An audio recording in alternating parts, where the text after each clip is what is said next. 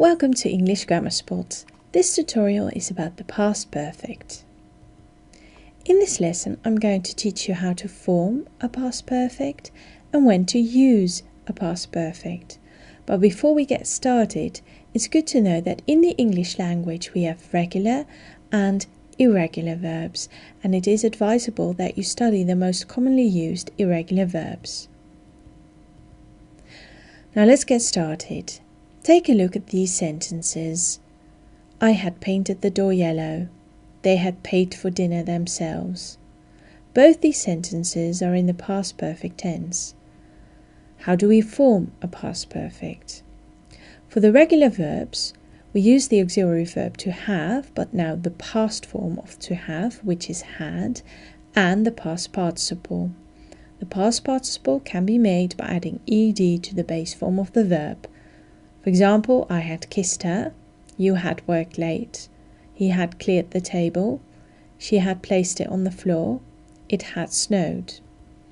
For the plural forms we do the same. We had walked to school, you had watched the tennis match, and they had marked the tests. Now we need to pay extra attention to verbs that end in an E, such as live, close and wipe. These verbs use had and a past participle, but in forming a past participle we only use the base form of the verb and add a D. For example, I had lived there, he had closed the window, and they had wiped the floor. We also need to pay extra attention to verbs that end in a Y, especially those preceded by a consonant such as spy and study. Here the Y becomes an I. For example, he had spied on his neighbours, and we had studied hard. Now let's have a look at the past perfect for the irregular verbs. Again, we use the past simple form of to have and a past participle, but here the past participle has a unique past perfect form. For example, I had built that shed with my own two hands. The infinitive form of the verb is to build. She had bought some flowers at the market. The infinitive form of the verb is to buy. We had run the marathon. The infinitive form of the verb is to run. Let's have a look at the past perfect in questions.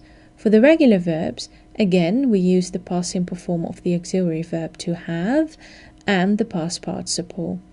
Again, the base form of the verb and ed. Had she talked to him? Had you kicked the ball? Had they worked on a farm? For the irregular verbs, we also use the auxiliary verb to have, so had, and the past participle, and again the unique past perfect form. So, had she quit her job? Had you driven her car? Had they paid for dinner? Let's have a look at the past perfect in negations. First again for the regular verbs, we use had plus not, contracting it into hadn't, and the past participle, which again is made by adding ed to the base form of the verb. I hadn't listened to the news. It hadn't rained since Friday. They hadn't closed the window.